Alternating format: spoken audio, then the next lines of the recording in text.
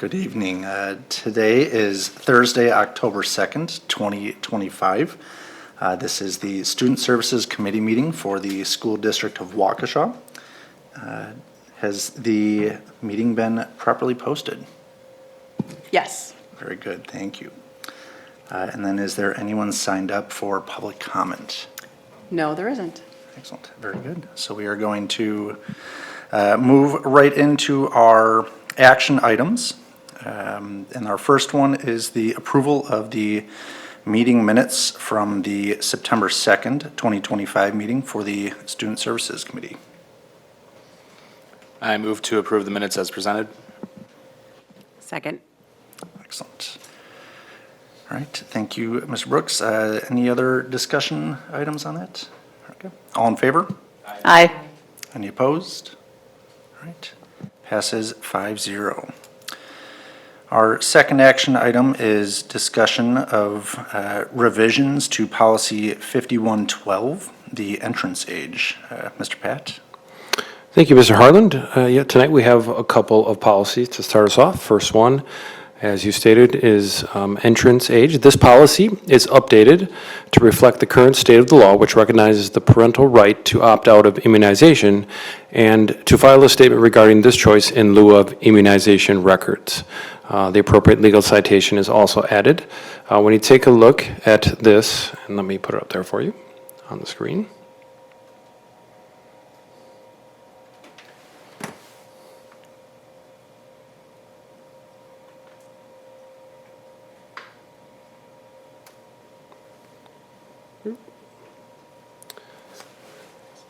As you go down, you can see some of the technical language in the first couple of paragraphs where they're just crossing some things out and adding those things in green from building principle to principle. And then when we get down here to initial entry, this is where it actually focuses on immunizations. So if you were to read this paragraph without the green, that's what it was before, and adding this language really recognizes what the process is for immunization. So the Department of Public Instruction has a waiver that allows you to opt out of immunizations based on religious preference or personal preference. And the policy didn't reflect that specifically, so it adds or a properly submitted waiver. And then it goes down to records the appropriate waiver within 30 days records, and then or an appropriate waiver. So basically before it didn't talk about a waiver, it just talked about immunizations that you had to have them or you could be excluded. And so that really is a focus of this policy change from Neola. When you get down to older students, this policy just was simplified, and ultimately it is the superintendent who gives approval if somebody over the age of 20 would want to enroll back into our district. They'd have to be a resident. There have been some instances where a student did not graduate and we were able to not disrupt any other educational placement, and that student could come in and finish. It might have been a credit, it might have been something that was done off campus, or it might have been something that was done maybe coming into the office of a building under very strict components. It's very rare, but it does happen occasionally, and it can be very successful for the student who maybe didn't graduate, was close, and came back. So that wording is what you see on the bottom, just being more simplified, and that's at the discretion of the superintendent. Thank you for reviewing that. Are there any questions or comments on the revisions?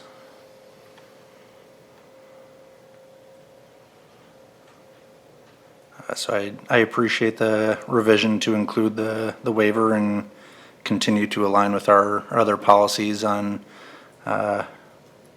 parental involvement and supervision.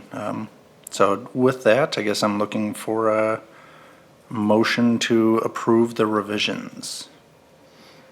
I move to approve revisions to policy 5112 and relating to entrance age. Second. Right. Any other discussion?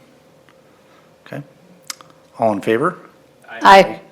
Any opposed? No. Motion passes 5-0.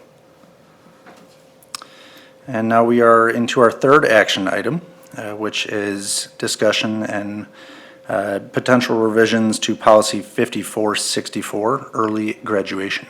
Mr. Pat, once again. Thank you, Mr. Harland. So for early graduation, this is something many students take advantage of. A couple of, again, just change in language in the first sentence, and then a couple of additions to very clearly state, first, that the high school principal makes that final decision. They obviously are there, have all the credits, have a plan in place, are working with the families to make the decision for early graduation. And then finally, when somebody graduates early, making it very clear that our school district allows them to come back for graduation.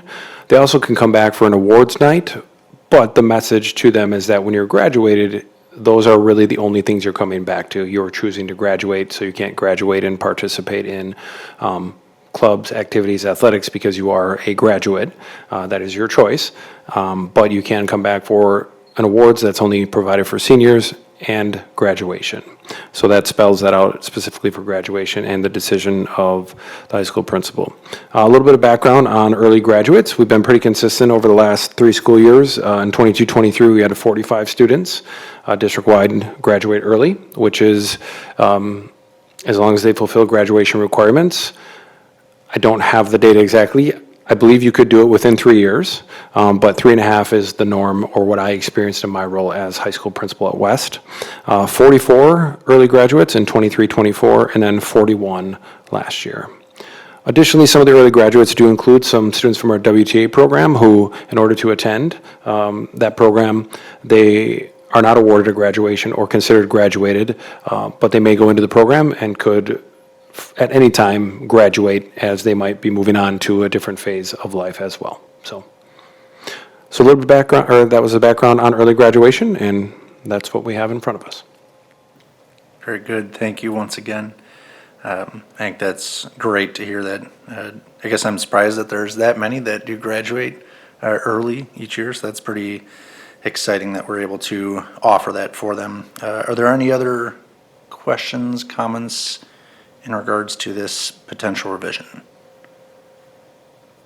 All right, so I'd be looking for a motion to approve the revisions. I motion to approve revisions to policy 5464, early graduation. Second. All right. Thank you for the motion, Mr. Grin, and the second, Mr. Brooks. Any other final discussion points? So all in favor? Aye. Any opposed? No. All right, motion passes 5-0. Now we are into our discussion item tonight, which is school choice or program application dates. And back to you, Mr. Pat. Thank you, Mr. Harlan. So as we are in optimizing the future mode, we are looking at our enrollment dates and applications. So we wanted to move everything back in order to have ample time based on board discussions and what things may shake themselves out here through December. So normally we start all of our school choice and district transfer December 1st, which runs through January 1st or early January. We're moving all of that back 1 month. So the school choice and district transfer generally mirrors our STEM applications and our other charter school applications, the academies at South, as well as Montessori School, who we have a partnership with. And so we're moving all of them to a January 5th date versus December 5th. So really this is just to inform the public that those dates will shift here for this coming school year to apply for the following school year. And it's going to go through January 30th. It's a little shorter window. It's not quite a full month, but we need to get things moving when it comes to all of these things being put in place, and then the scheduling and staffing that we have to do according to the numbers that change in all these programs. Additionally, you can see for STEM that the lottery drawing, if needed, will be the week of February 9th for both STEM elementary and STEM middle. The reason they're a different color than the ones on the bottom are because they all run January 5th through January 30th. So that was for them to be common. That's really bright for a guy like me, so I thought that was pretty good. And then on the bottom, you see 4K enrollment, and so this is different as well. It's starting January 5th, but it does go through February 27th. We've always given more time for 4K enrollment. There are a lot of options. Parents are determining what that's going to look like for their children. And that lottery drawing date is to be determined. We may have already picked it. We just might have picked it a little late today, so, but that will be coming out soon. Do you have that date there, Ms. Kinderman? And then open enrollment, this is something that is set by the state of Wisconsin. So that is what it is for all students in the state of Wisconsin, which is February 2nd through April 30th for open enrollment. So all this is going to be updated to reflect in our on our website and our enrollment process, and will come out from the enrollment office as we move forward. Additionally, all of the open houses that we have are being pushed, and Ms. Genner, I think, is going to talk a little bit about that later on in her committee, but all of that is relative to the Optimizing the Future work we're doing. So what questions can I answer for you? I can chime in. The lottery date for 4K is March 13th for that slide. March 13th. March 13th is the 4K lottery date where they will stream live, as they have done in the boardroom, to go through that process. Good. So for the applications, when we put this on the website, do we also talk about how many seats are open? I'm going to focus first specifically on Montessori, then followed by STEM, because I think we saw changes last year that for the first time in a bit for STEM, there was a waiting list. But the partnership with Montessori, I believe it's 50 students total for the school district of Waukesha that they partner with. Is that correct? Dr. Siebert, do you have the exact number? So I don't have it off the top of my head. if I recall, and we'll just throw 50 out as a speculative, unconfirmed number for the point. But one of the things that I think is confusing is that, and this hit us pretty hard last year with a lot of 4K enrollments that wanted to get into Montessori. I'm obviously a huge fan of Montessori. All three of my children were there. But they have a set number of students for the district as a whole. And so when I'm as a parent and I want to open enroll in or choice into Montessori, they may only have 1 or 2 spots open, which at the discretion of Montessori, they pick the grade. So I think there's communication as we start to talk about how many seats are open, because the disappointment on what people think that they're signing up for to get into a program that we offer. And one of the great things about our district is that we offer a significant amount of options for education for all of our students. But I want to be very clear, when the expectation comes up, there could be 2 spots open at Montessori, and it may be specific to 4th grade, it could be 8th grade, it could be 4K, because they really dictate that based on what their enrollment is. But I think there's parts to this that we need to be a little bit more transparent on as to how many seats are we talking. This goes, again, true with STEM. So if we think we're going to see a growth in this program, which is our goal, what does that look like and how do we staff for that? So if we start to see an influx of interest in STEM, do we put that out there to say, here's how many open seats? If we get a waiting list, are we staffing for that? I think there's, just listening to the feedback from last year, I think there's just some information we could share as to really kind of what this sets the expectations for parents, but I don't know if we know right now what that number is that is open to be filled before a wait list hits, and how do we get that in front of parents? It's a great question. Generally, I don't think we're sharing the openings with parents. I don't know how Montessori does it specifically, because we partner with them and we don't necessarily run their process.